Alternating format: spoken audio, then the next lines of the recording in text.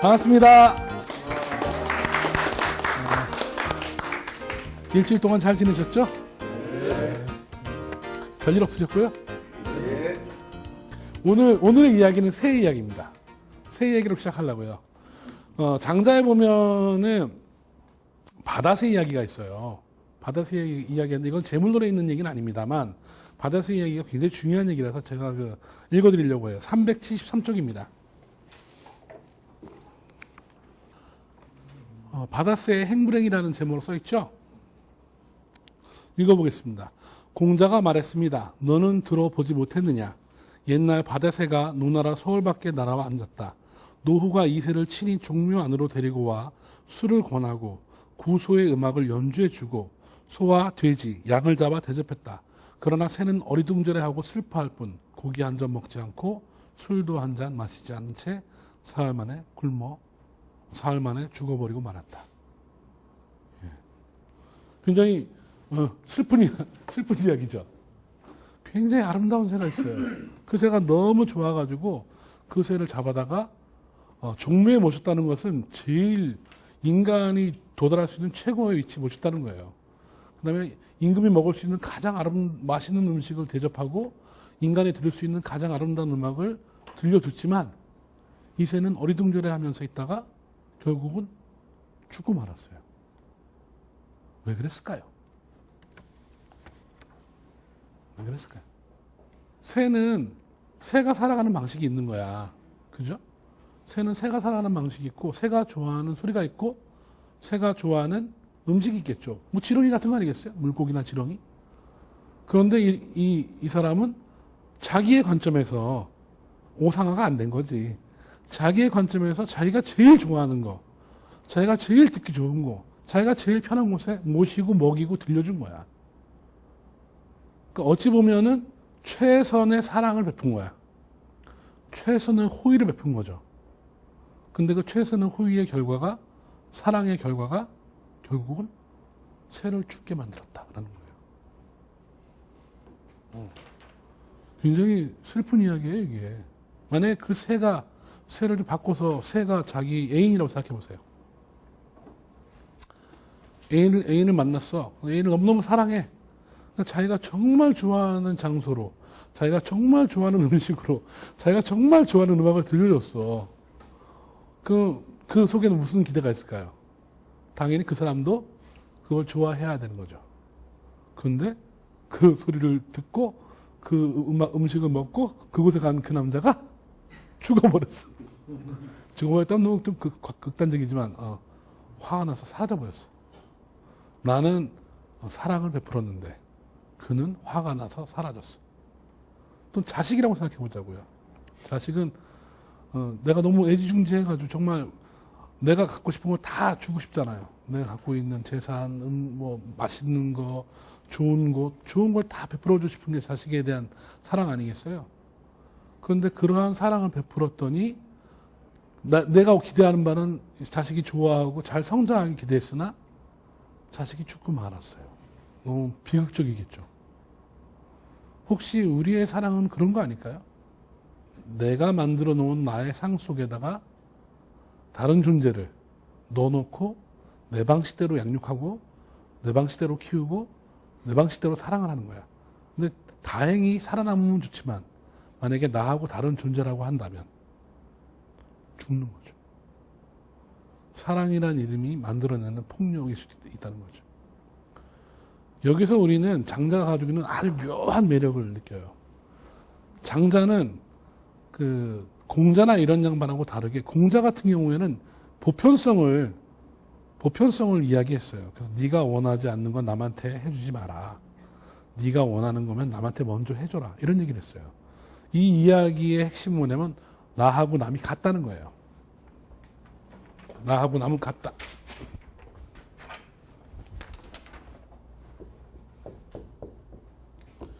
이게 보통 윤리학의 기본 전제예요. 나하고 남이 서로 같기 때문에 내가 좋아하는 걸 좋아할 것이고 내가 선이라고 생각하면 저 사람도 선이라고 생각할 것이고 그죠? 그걸 전제하에 윤리학이 만들어진 거야. 이런 거를 무슨 윤리학이라고 하냐면 동일자의 윤리학이라고 해요.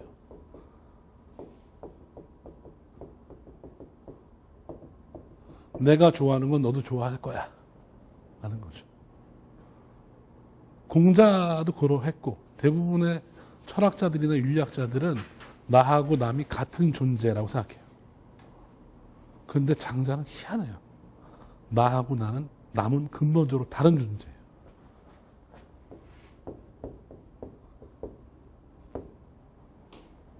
물론 하늘의 관점에서 보자면 나하고 남은 같겠죠. 하늘의 관점에서 보자면 이 나무나 나나 같은 거예요, 사실은. 그러나 나의 관점에서 보자면 나하고 남은 근본적으로 다른 거예요. 이러한 거를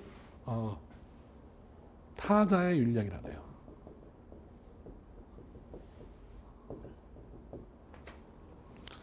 그렇다면 이 바다색 이야기를 해석을 하면 동일자의 윤리학을 만약에 가동시킨다면 굉장히 위험한 폭력을 행사하는 것일 수 있다는 거예요. 그러면 장자는 그거 대신에 타자의 윤리학을 한번 가동시켜보라는 거야. 너하고 남은 다르다. 그걸 전제하에 네가 원하는 걸 저 사람이 원하지 않을 수도 있고 저 사람이 원하는 걸 네가 원하지 않는 것처럼, 그죠? 네가 좋아하는 거를 저 사람이 좋아하지 않을 수도 있다. 이건 타자는 나 외에 다른 모든 존재니까 그렇게 한번 해보자고요. 그죠? 채식주의자들은 약간 극단적인 사례입니다만 채식주의자들은 육식이 싫어서 채소를 먹지만 채소 관점에서 보자면 굉장히 얼마나 힘든 일이겠어요. 그죠? 육식주의자들은 채소도 먹고 육식도 먹으니까 고기도 먹으니까 채소를 덜 먹을 거 아니야 어쨌든. 근데 채식주의자는 채소만 먹을 거 아니야. 그럼 채소의 생명은 더 많이 뺏길 거 아니야. 그죠? 인간의 관점에서 채식이 좋다고 막 채식을 먹지만 채소의 관점에서 보자면 그게 곧 죽음이잖아요. 배추가 먹히려고 태어났겠어요? 우리가 먹으니까 먹히는 거지. 그죠? 우리가 말하는 들풀, 잡초 이런 것들을 우리가 못 먹으니까 또는 우리의 효용성이 별로 없기 때문에 그렇게 말하는 거 아닐까요? 근데 풀의 관점에서 보자면 오히려 잡초가 가장 행복한 존재 아닐까요? 꺾여서 꽃꽂이 당하는 꽃보다는, 그죠? 아무에게도 꺾이지 않는 들꽃이 잘려서 음식으로 처리되는 풀보다는 안 잘려서 평생을 목숨을 유지하며 살아가는 그 풀이 어찌 보면 더 행복한 거 아닐까요? 그죠? 이런 거죠. 그러니까 장자가 보여주는 세계는 동일자의 세계라기보다는 천차만별로 다른 타자들의 세계예요. 그리고 이 천차만별로 다른 타자의 세계가 너보다 더 천하지 않다는 거예요. 너와 같은 지위에 있다는 거예요. 그 타자가. 그렇다면은 지난주에 우리가 했던 것이 그런 타자와 만나려면 해야 되는 조치가 뭐라고요? 나를 잃어버리는 거죠. 혹시 조삼모사 얘기하세요? 조삼모사? 조삼모사의 원래 출전이 장자에 있어요. 근데 우리가 알고 있는 조삼모사의 뜻하고는 정반대예요. 우리가 보통 알고 있는 조삼모사는 간교한 꾀로 상대방을 속이는 거, 이걸 조삼모사라고 해요. 그죠? 아침에 3개 주고 저녁에 4개 줄게. 그러다가 안 돼? 그럼 4개, 3개. 이래가지고 원숭이들이 막 좋아한다는 띨띨한 원숭이, 멍청한 원숭이와 간교한 주인의 이야기. 그래서 간교한 꾀로 남을 속이는 이야기로 들어요.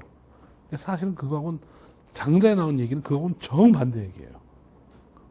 그러니까는 나중에 뜻이 와전된 거죠. 그래서 우리한테 전해준 건데 실제로 어떤 뜻인지 한번 봐야겠습니다. 91쪽입니다. 사물이 본래 하나임을 알지 못하고 죽도록 한쪽에만 집착하는 것을 일러 아침의 셋이라고 한다. 조삼이요, 장자의 개념이에요. 사물이 본래 하나임을 알지 못하고 죽도록 한쪽에만 집착하는 것이 조삼이에요.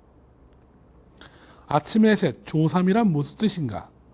원숭이를 치는 사람이 원숭이에게 도토리를 주면서 아침에 셋, 저녁에 넷을 주겠다고 했다. 원숭이들이 모두 성을 냈다. 그러자 그 사람은 그러면 아침에 넷, 저녁에 셋을 주겠다고 했다. 원숭이들이 모두 기뻐했다. 명목이나 실질에 아무런 차이가 없는데도 원숭이들은 성을 내다가 기뻐했다. 있는 그대로 인정해야 한다. 인시해야 한다. 그러므로 성인은 옳고 그름의 양극을 조화시킨다. 그리고 모든 것을 고르게 하는 하늘의 고름에 머문다. 하늘의 고름은 천균이라고 있습니다. 이를 일러 두 길을 걸음이라 한다. 두 길을 걸음을 양행이라고 합니다. 자, 사태는 이러합니다. 보시죠. 원숭이들이 쇼를 잘했나 봐요. 주인의 기분이 좋아진 거야. 그래서 원숭이를 소집시켰어. 소집했을 때는 뭔가 좋은 제안을 해주기 위한 거죠. 그래서 이제 그동안에는 아침에 3개도 주고 저녁에 3개 주고 뭐 이 정도 줬을 거야. 그죠? 근데 이제 보너스를 주고 싶은 거야. 잘했으니까 원숭이가. 그래가지고 이제 주인이 여태까지 수고 많이 했으니까 앞으로는 도토리를 아침에 3개 주고 저녁에 4개 줄게. 이렇게 말한 거죠. 그럼 주인은 지금 굉장히 호의를 베푼 거야. 그죠? 자기한테 오는 부를 분배해 준 거니까. 그러면 주인이 원하는 반응은 뭘까요? 당연히 원숭이들이 좋아해야 돼요. 왜냐하면 이전 거보다 더 좋은 사태잖아요. 셋셋보단 셋넷이 좋은 사태니까. 좋아하기를 기다리는데 이놈의 자식들이 좋아하질 않아. 오히려 화를 내. 와! 뭐 이래. 그러면 정상적인 주인이라면 어떻게 했을까요? 당연하죠. 원숭이를 패했겠죠, 일단은. 어떤 놈, 박수 제일 먼저 치는 놈 나와. 박수 제일 먼저 치는 놈. 네가 입을 제일 먼저 벌렸어. 너 나와. 그래, 이제 동자를 먼저 색출을 해가지고, 그 놈을 일벌백계 하겠죠. 그냥, 뭉개놓은 다음에, 이제, 목을 붙잡고 아마 얘기할 거야. 자, 다시 얘기할게, 다시. 한 번만 더 얘기한다. 한 번만 더. 아침에 3개, 저녁에 4개. 할래 말래. 그럼 원숭이들이 마지못해 이렇게 했겠죠. 본래 그런 거든지 아니면 그런 것도 귀찮으면 이놈의 자식들이 배가 불렀네. 그래서 원래대로 하라. 원래대로. 3개 먹어라. 끝. 이상 끝. 해산. 이러고 끝났을 거예요. 이게 바로 뭐예요? 동일자의 인략이에요. 내가 좋은 걸 제안했는데 저 자식이 화를 내. 내 마음도 몰라줘. 그럼 내 마음 몰라주는 저 자식이 미워. 그러면 내 마음을 취소시키는 거야. 내 중심으로 보면 그런 거죠. 분명히 기뻐해야 되는데 화를 내. 그러면 어찌 보면 대부분의 주인들은 그 호의를 멈추거나 또는 호의를 베푸는 자기의 어떤 마음을 뭐 폭력적으로 전달하려고 하겠죠. 근데 주인이 한 행동을 보세요. 주인의 행동은 화를 내는데 그거에 맞대응하지 않아요. 자기의 판단을 멈춰요. 그리고 또 다른 제안을 해요. 근데 또 다른 제안이라고 해서 주인의 능력밖에 제안을 할 수는 없어요. 그러니까 주인은 7개를 줄 수 있는 거야, 지금 현재 상태. 그러니까 아침에 3개 주고 저녁에 4개 주겠다고 했더니 화를 냈어.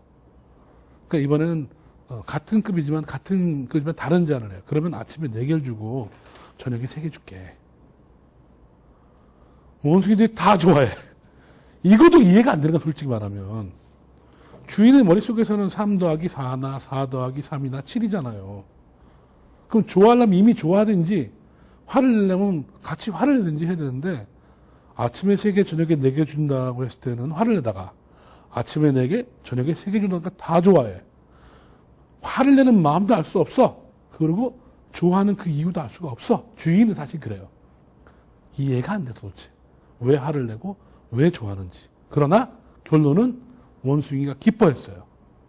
그래서 그렇게 하자라고 말했어요. 이게 바로 자기의 중심으로 세상을 보는 것이 아니라 사물을 있는 그대로 바라보는 거예요. 원숭이 그 자체를 인정하는 거죠. 난 이해가 안 되지만 내 딴에는 내가 보기엔 면목도 실질도 아무런 차이가 없는데도 쟤는 기뻐하고 화를 냈어. 화를 내고 기뻐했어. 그렇다면 쟤를 인정해 주자는 거야. 그래서 그렇게 제안을 하고 쟤하고 내가 똑같은 기쁨의 결정을 내린 거야. 이걸 영어로는 윈윈 게임이라고 해요. 윈윈 게임. 서로 기뻐하는 결정을 내린 거야. 근데 제가 왜 기뻐했는지 모르겠어. 그렇지만 그 결정까지 도달하기 위해서는 이 주인이 거쳐야 하는 중간 과정이 반드시 있었겠죠. 그게 바로 오상아예요. 자기의 생각을, 자기의 선입견을, 자기의 판단을 일단 중지시킨 거예요. 그거를 후설이라고 하는 철학자는 그 그 저서에서 판단 중지라고 얘기했어요.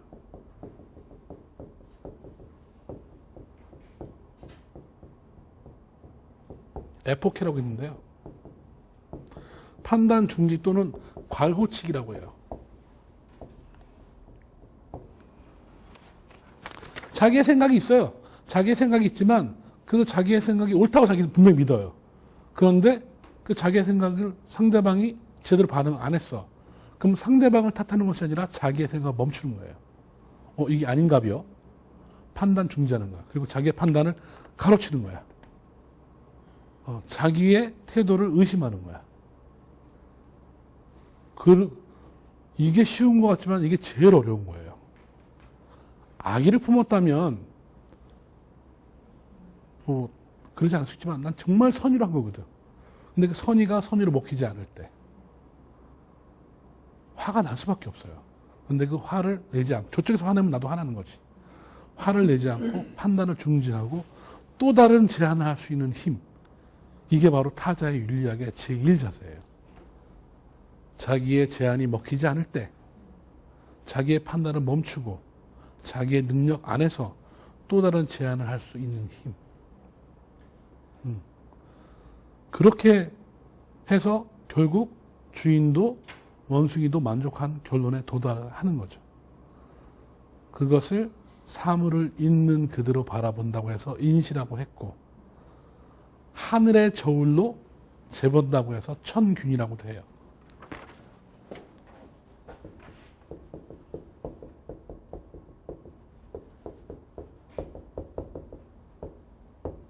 천균. 하늘의 저울이에요.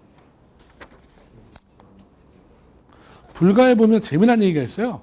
부처님이 이렇게 명상에 잠겨 있는데 새 한 마리가 뾰로롱 날아와가지고 독수리가 와서 자기를 잡아먹으려고 하는데 자기를 좀 숨겨달라고.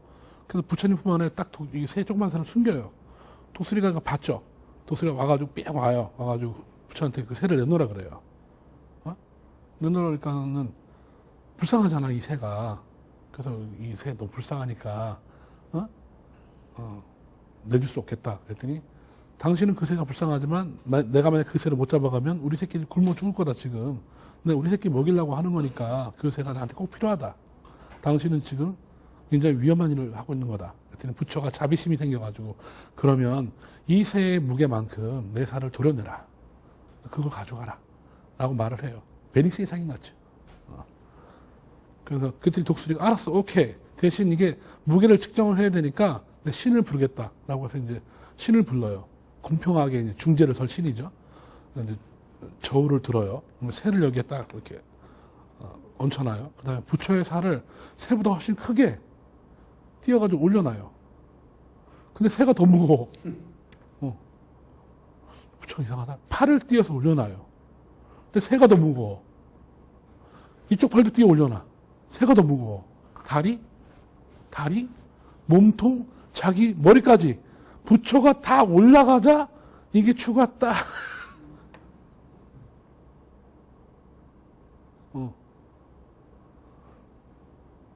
굉장히 의미 있는 우화죠. 작은 새의 삶의 무게나 뛰어난 깨달음을 얻은 부처의 삶의 무게나 하늘의 관점에서 보면 똑같은 거예요. 그렇다면 지혜로운 주인의 지혜나 어리석어 보이는 원숭이의 지혜나 주인의 삶이나 원숭이의 삶이나 사실은 같은 거예요. 하늘의 저울로 보자면. 돈을 많이 갖고 있어서 공장을 운영하는 공장 사장이나 그 공장에서 고용돼서 일하는 노동자나 생의 무게는 같은 거예요. 사장이 훨씬 많은 돈을 가지고 있고 높은 지위에 있다고 해서 생의 무게가 더하지 않아요. 물론 죽음의 무게도 같은 거죠. 그런 의미에서. 대통령이나 거지나 생은 공평하고 똑같은 무게를 가지고 있는 거예요. 그렇다면 주인이나 원숭이나 똑같은 판단의 무게를 가지고 있는 거죠. 주인은 원숭이의 무게를 인정한 거예요. 원숭이의 판단을 알지 못하지만 인정한 거예요. 그래서 하늘의 저울에 대본 거예요. 됐더니 딱 맞아 떨어지는 거야. 주인이 제안한 기쁜 제안과 원숭이가 기뻐하는 그 제안의 받아들임이 딱 맞아 떨어진 거야. 그걸 천균이라 그래요. 하늘의 저울에 재보는 거죠. 학식이 뛰어난 사람이든 무식한 사람이든 젊은 사람이든 노인이든 외국인이든 한국인이든 삶의 무게는 똑같은 거예요. 우리가 하는 판단이든 아니면 정말 무식한 어떤 누군가가 한 판단이든 어찌 보면 그 생을 놓고 볼 때는 그 판단의 무게는 똑같은 거예요. 그거를 하늘의 저울에 재본다 그래요. 그래서 쟀을 때 딱 2분 딱 맞아 떨어질 때 그거를 양행이라 그래요.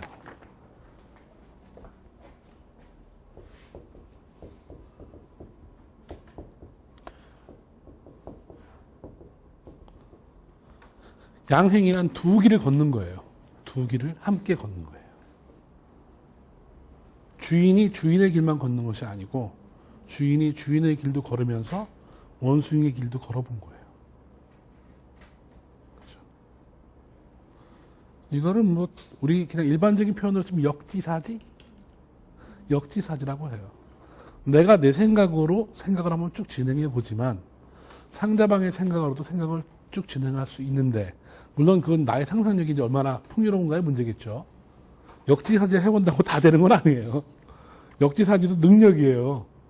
상대방을 가늠하고 상대방의 처지에 깊이 동의하지 않고 그 사람의 삶 속에 깊이 들어가지 않는 한 역지사지라는 것은 말만 역지사지지 역지사지가 애시당초 불가능한 거예요. 동일자도 거의 불가능한데 타자라면 더더욱 불가능한 거죠. 타자는 내가 아무리 이해를 해도 이해할 수 있는 영역이 남아있는 자예요. 이해할 수 없는 영역이. 도무지 이해가 안 되는 거야. 근데 어찌 보면 우리 모두가 타자예요. 우리가 이제 사실은 타자와 삶을 살아가는 거죠. 와이프도 타자고 자식도 타자고 사실은 내가 알고 있는 동료들도 사실은 타자예요. 근데 그들하고 살아갈 수밖에 없는 세상이야, 이 세상은. 외면하고 살아갈 수 있다면 혼자 살 수 있다면 얼마나 좋겠습니까만 애시당초 인간이란 말 자체가 사이간자예요. 이는 사람과 사람 사이에서만 사는 거야. 그때만 인간인 거예요. 인간이 되려면 분명히 사이에서 살아야 돼. 근데 그 사이와 사이를 이어주는 타자가 나하고는 전혀 다른 존재야. 그렇다면 이때 또 필요한 것은 타자를 파괴하는 것이 아니라 나의 판단을 중지하는 거죠. 나의 판단을 중지하는 거예요. 괄호를 치고 상대방이 만족할 만한 제안을.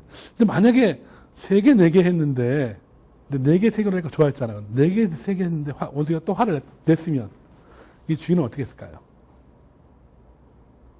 아마 또 다른 제안을 했을 거예요.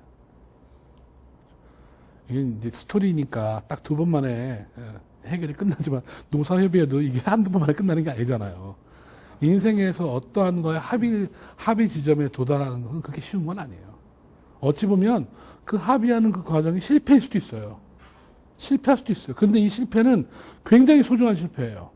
왜냐하면 만약에 정말 전심을 다했다면 사기치려고 합의한 게 아니라 실제로 자기를 다 드러내고 전심전력을 다해서 상대방과 소통하려고 했다면 비록 그 결론이 실패라 할지라도 이 사람은 어마어마하게 성숙한 거예요. 실패에 도달했다 할지라도. 인생의 어떠한 지점에서는 항상 성공만이 성숙을 보장하지 않아요. 어찌 보면 더 많은 경우에 실패가 인간의 성숙을 보장해줘요. 성공은 수없이 많은 실패 속에서 나온 우연한 어떤 하나의 사건일 수도 있어요. 성공은. 실패가 우연한 것이 아니라 실패가 일상사고 성공은 정말 그 많은 실패 속에서 생겨난 아주 우연한 사건인 거예요. 그래서 성공했다고 해서 또 계속 성공하지는 않잖아요, 또. 그죠? 성공한 다음에 또 그 다음에 실패를 또 맛볼 수도 있죠. 그러나 그럴 때 진심을 다해서 상대방에게도 좋은 제안을 할 수 있는 능력이 된다면 이 사람은 굉장히 성숙한 사람이고 하늘의 저울에 자기를 달 수 있는 능력이 있는 사람이에요. 이런 사람을 옛날에는 성인이라고 했어요. 성인.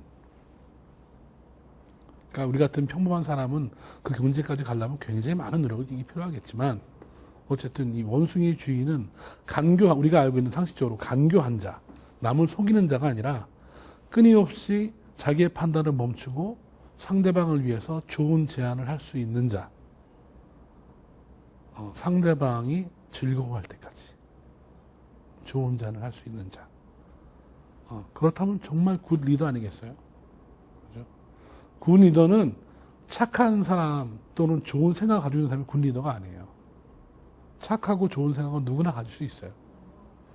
근데 그 착하고 좋은 생각을 제안했는데 상대방이 내 의도하고 다르게 움직였을 때 그걸 감내해내고 결국 끊임없이 시도해서 좋은 결과에 도달하도록 노력하는 자.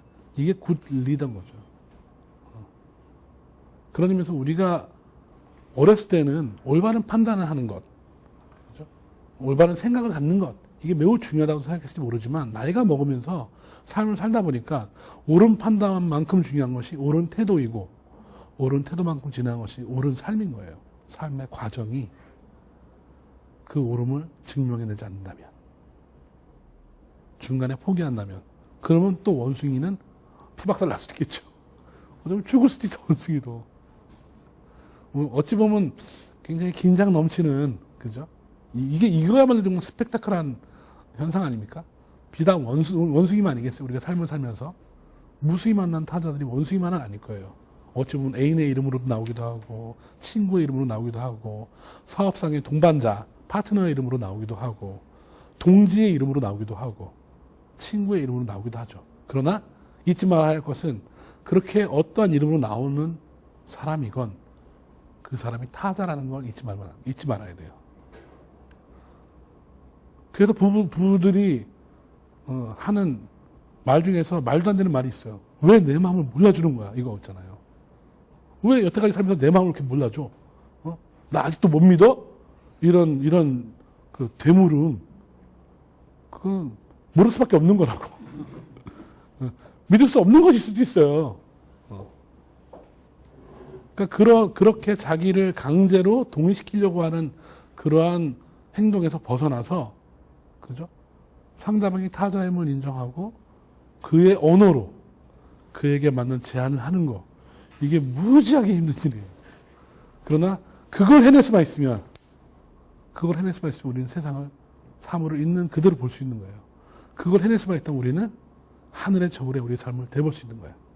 그것만 할 수 있다면 우리는 나의 길만 걷는 것이 아니라 타자의 길도 같이 걸을 수 있는, 두 길을 함께 걷는 그 일을 할 수 있는 거예요. 놀라운 일이죠. 그렇죠? 이 놀라운 일의 전제는 항상 나를 일단 가로치는 거예요. 나를 일단 가로치는 겁니다.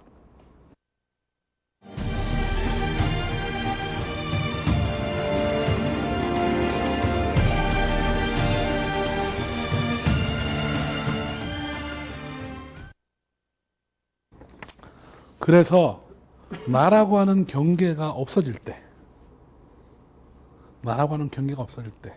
나의 판단이라고 하는 그러한 생각이 없어질 때 우리는 위대하다라고 말할 수 있어요.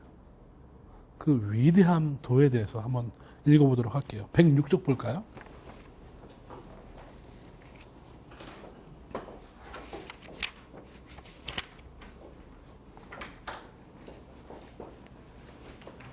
(106쪽입니다)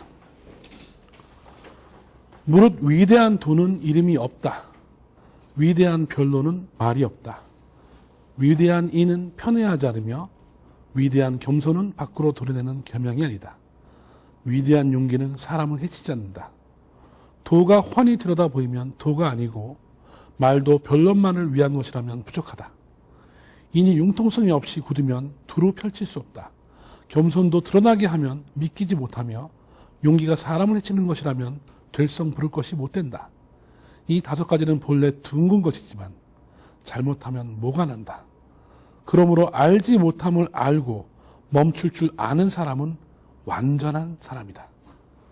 누가 말로 하지 않는 변론과 도라고 말할 수 없는 도를 알 수 있을까? 만약 이를 아는 사람이 있다면 그는 하늘의 보고라 하리라. 이 보고도 부어도 차지 않고 퍼낸다고 비는 일도 없다. 이 보고는 그러나 왜 그런지를 모른다. 이런 경지를 일러 은근한 빛이라고 한다. 이제 앞에 있는 이야기하고 쫙 이렇게 좀 연결이 되죠. 그렇죠? 위대한 도에 이름을 붙이면 그 이름 바깥의 것들은 도가 아닌 거잖아요.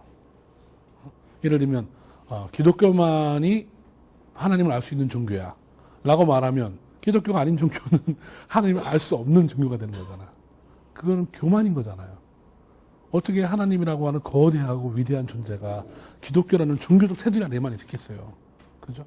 전 세계 기독교인들만 하나님을 알고 나머지들은 하나님 모른다면 너무 하나님한테도 불공평하지 않아요?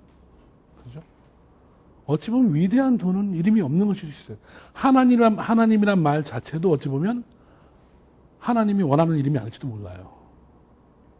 그렇겠죠. 위대한 별로는 말이 없다. 그래서 말을 막 하는 사람들은 이걸 논리를 만들려고 말을 막 하는 거잖아요. 그러나 진짜 위대한 별로는 말이 없는 거예요. 아까 하늘의 소리가 침묵의 소리인 것처럼. 그렇죠? 위대한 사랑은 편애하지 않는다.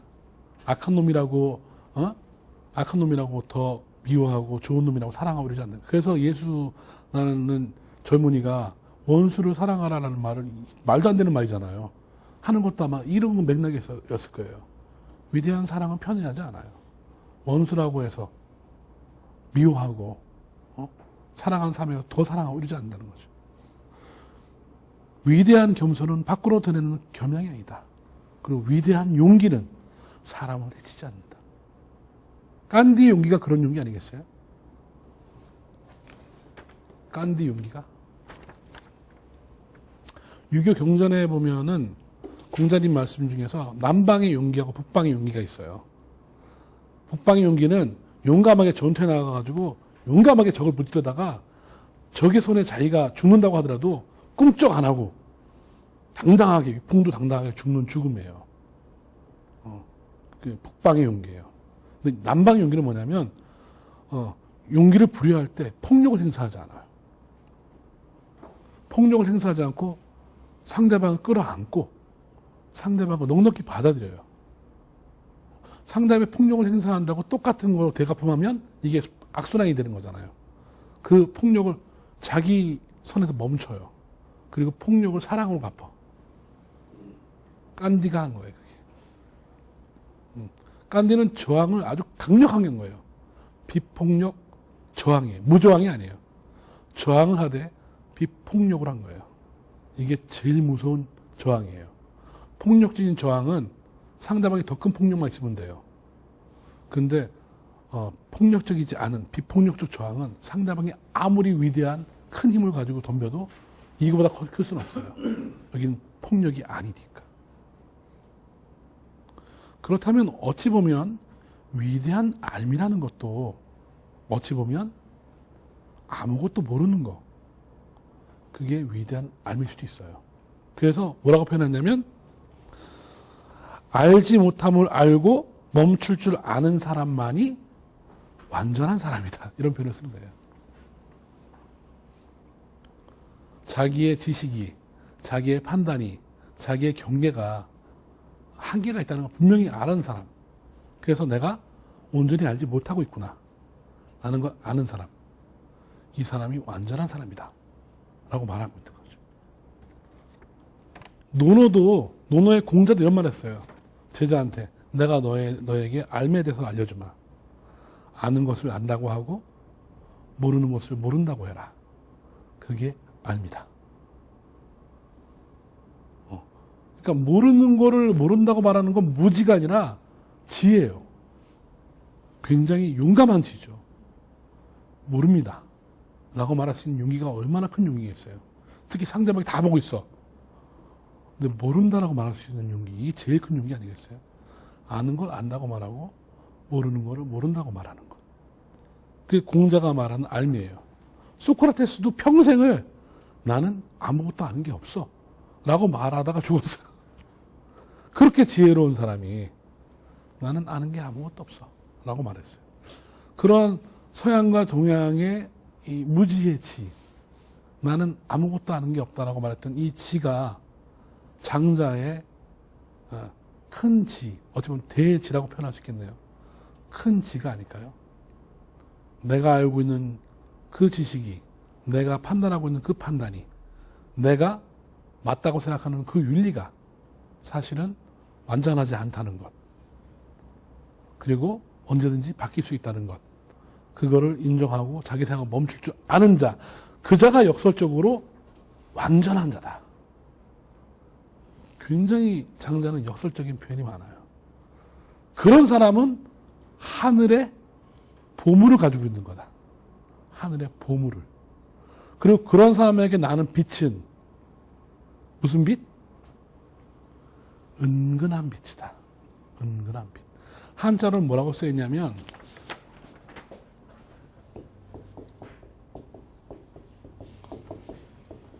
보광이라고 써있어요. 보광.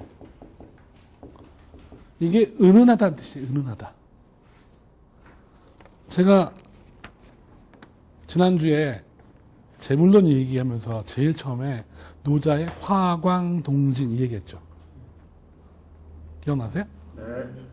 그 화광과 보광은 같은 거예요. 진짜로 많은 걸 알고 있는 사람은 오히려 그 빛이 찬란하지 않아요. 그 빛이 은은해. 막 떠들지 않아. 나는 잘 모르는 사람이니까 내가 막 계속 떠들잖아 나는. 막 떠들면서 나는 굉장히 자괴감이 빠진다고. 그래서 멈춰야 되나 가야 되나. 찬란하지 않아요. 찬란하지 않으니까 오히려 그 빛이 많은 생명을 끌어낼 수 있는 거예요. 찬란한 빛은 살균할 때나 필요한 거야. 살균. 햇빛은 쨍쨍, 균은 죽는 거지. 그죠? 은은한 빛이 가지고 있는 거죠. 그런 자가 위대하다는 이름에 값하는 거죠. 위대한 사랑, 위대한 변론, 위대한 용기, 위대한 겸손은 노골적으로 겉으로 드러나는 것도 아니고 한쪽으로 치우친 것도 아니고, 그죠? 나의 판단을 넘어서 나의 경계를 무너뜨리고 경계 너머로 나를 인도해 주는 거예요. 이걸 약간 좀 현실적으로 표현해 보자면 나의 삶의 영역에서 벗어날 수 있는 사람만이 위대해질 수 있는 거예요. 매일매일 같은 테두리의 삶을 살면 자기 경계 안에 사는 거잖아요. 그 바깥이 야 어떻게 되건 말건 신경 안 쓰는 삶이잖아요. 자기 경계를 살짝 허물고 밖에 나갔다 온 사람은 자기 경계가 얼마나 부실하다는 걸 알게 되죠. 자꾸 자기 경계를 허물 수 있는 사람, 자기가 선택한 지금까지 삶의 길이 아니라 다른 삶의 길도 살짝 시도해 볼 수 있는 사람. 어찌 보면 인문학 강의도 여태까지 내가 살았던 삶과는 좀 다른 식의 삶을 하나 선택한 것일 수도 있죠. 근데 이거는 이제 학습의 문제라고 한다면 삶의 문제도 그렇다는 거예요. 여태까지 안 만났던 사람을 만나보는 것, 친숙하지 않은 것을 경험해보는 것, 도전하지 않은 것을 도전해보는 것, 그죠? 그런 타자의 영역으로 자기를 끊임없이 확장하는 것, 그것이 가장 위대함의 표시일 수도 있다라는 겁니다. 마지막으로 하나만 더 읽겠습니다. 111쪽입니다. 설결이 이빨 빠진 사람이야. 이빨 빠진 사람이 어떻게 말했을까? 스승 왕에게 물었습니다. 주주께서는 누구나 그렇다고 동의했더니 뭐 이렇게 했을 텐데 이가 빠졌으니까 틀렸다면 스승께서는 누구나 그렇다고 동의할 수 있는 무엇을 알고 계십니까? 모든 사람이 동의할 수 있는 걸 알고 계시나요? 보편적인 지식 그런 게 있는 건가요? 스승이 말합니다. 내가 그것을 어떻게 알겠나? 그럼 스승께서 그것을 알 수 없다는 것에 대해서 아십니까? 이번엔 정반대네요. 그랬더니 스승이 또 말해요. 내가 그것을 어떻게 알겠나? 짜증 지대로 나겠죠? 그러면 사물이라는 게 알 수 없는 것입니까? 스승의 세 번째 대답도 똑같아요. 내가 그것을 어떻게 알겠나? 이렇게 말하면 스승은 정답을 얘기한 거예요, 사실은. 그런데 제자는 지대로 짜증나겠죠. 그죠? 그래서 스승이 제자 때문에 몇 마디를 더 추가를 해요. 그게 뭐냐면 이런 거예요. 그러나 그 문제에 대해서 말이나 좀 해보세요. 내가 한번 말은 해볼게. 도대체 우리가 안다고 생각하는 것이 사실은 모르는 것이 아니라고 장담할 수 있겠는가? 또는 우리가 모른다고 생각하는 것이 사실은 아는 것이 아니라고 장담할 수 있겠는가? 그렇다면 뭐예요? 정답이 뭐라는 거야? 정답이. 모른다야. 모른다가 정답이 있다는 거예요. 뭐뭐뭐에서 묻는데 그거에서 억지로 답하는 것이 아니라 모르면 모른다라고 말하는 게 정답이라는 거예요. 그것이 진짜 아는 거라는 거죠. 우리나라에 저는 원효 스님 다음으로 치는 스님이 한 분 계세요. 숭산 스님이라고 얼마 전에 돌아가셨는데 굉장히 최근 분이세요. 원효 스님은 신라 때 사람이라면 숭산 스님은 지금 사람이야. 이 양반은 우리나라에서도 아주 유명한 스님이었지만 일본에 가서 포교하는 걸로 유명한 사람이에요. 이 사람이 잠시 미국으로 놀러 갔다가 미국의 이 젊은 사람들 보면서 영혼이 너무 타락했다는 걸 알고 그냥 놀러 갔다가 거기에 정착해요. 그래서 거기서 서양 사람을 대상으로 해가지고 불교를 가르치기 시작해요. 그래서 전 세계에 원효 스님은 귀족 불교를 민중 불교로 해서 모든 우리 신라 때의 모든 민중들이 불교를 알게 만드는데 혁혁한 공헌세였다면 이 사람은 한국 불교를 전 세계에 전파하는데 가장 혁혁한 공헌세운 사람이에요. 전 세계의 젠센터 선언을 만들어요. 그리고 그 선언을 만들고 나서 그 어느 것도 자기 소유로 하지 않아요. 선언을 만들고 제자를 양성한 다음에 제자에게 그걸 물려주고 또 옮겨. 그래서 또 선을 만들고 그래서 러시아, 유럽, 미국 전 세계에 제자가 없는 곳이 없어요. 근데 이 숭산 스님의 가장 큰 화두가 뭐였냐면 가장 큰 화두가 오직 모를 뿐이에요. 오직 모를 뿐. 숭산 스님은 제자한테 굉장히 난처한 질문을 해요. 이렇게 말할 수도 없고 저렇게 말할 수도 없고 질문을 해. 그러면 제자가 결국 가서 머리를 긁적긁적대면서 모르겠는데 이렇게 말해요. 그러면 숭산님이 correct 그래요. 맞다. 너는 그 모름을 가지고 평생을 살아가라. 그러면 부처가 될 수 있다. 알겠는데요가 아니라 모르겠는데요. 이걸 가지고 평생을 살아가라는 거야. 그럼 부처가 될 수 있다는 거야. 그래서 숭산 스님의 화두를 영어로 말하면 only don't know예요. only don't know. 나는 모른다. 오직 모를 뿐. 좀 기쁜 말이지 않나요? 유식이야 유지가 뭔가 아는 것이 우리를 구원에 도달할 수 있게 하는 그런 상태가 아니라 정반대로 모른다 라고 말할 수 있는 것이 우리를 알므로 인도하는 길이라고 한다면 가볼만 하잖아요. 이거는 뭐 안다고 하면은 가볼만한 길이 아닐 텐데 모르겠습니다 자꾸 묻고 가는 그 길이 우리가 부처가 되는 길이기도 하고 성인이 되는 길이기도 하고 어찌 보면은 성숙한 사람이 되는 길이라면 그 모름을 붙잡고 가는 것도 굉장히 멋진 일일 수 있지 않겠어요? 그죠? 그런 의미에서 앞에 원숭이 얘기를 다시 돌아가 보면 주인은 원숭이를 몰라요. 알 수가 없는 거야. 그 모름을 붙잡고 간 겁니다. 자기의 알무로 원숭이를 판단한 것이 아니라 모름을 붙잡고 간 거예요. 그래서 원숭이와 평화로운 공존이 가능한 거예요. 어찌 보면 우리는 삶을 살 때 나의 판단, 나의 지식, 여태까지 살았던 나의 어떤 선입견, 경험 이런 거 가지고 상대방을 판단을 해요. 판단이 잘 맞아떨어지면 참 좋겠지만 그렇지 않을 때가 더 많을 거예요. 또는 그렇게 판단한다 하더라도 상대방을 온전히 인정하거나 인지하지 못한 상태에서 그럴 수 있어요. 그럴 때 오히려 역으로 나는 모른다 라고 하는 그 마음으로 상대방을 만난다면 자기의 판단을 중지하고 상대방을 만나서 상대방의 반응을 잘 보고 상대방의 얘기를 잘 듣고 그리고 상대방과 내가 같이 공존할 수 있는 그러한 평화로운 제안을 하고 살 수 있다면 그게 평화 아닐까요? 평화는 원래 같은 자들이 만들어 놓은 공존의 상태가 아니라 원래부터 다른 자들이 만들어 놓은 공존의 방식인 거죠. 같은 편끼리는 평화가 없어도 돼요. 같은 편이니까. 진정한 평화는 동일자끼리의 악수가 아니라 타자와 계속 물어가며 자기는 모른다라고 계속 고백하면서 걸어가는 그 길 하나하나가 평화의 길이 아닐까요?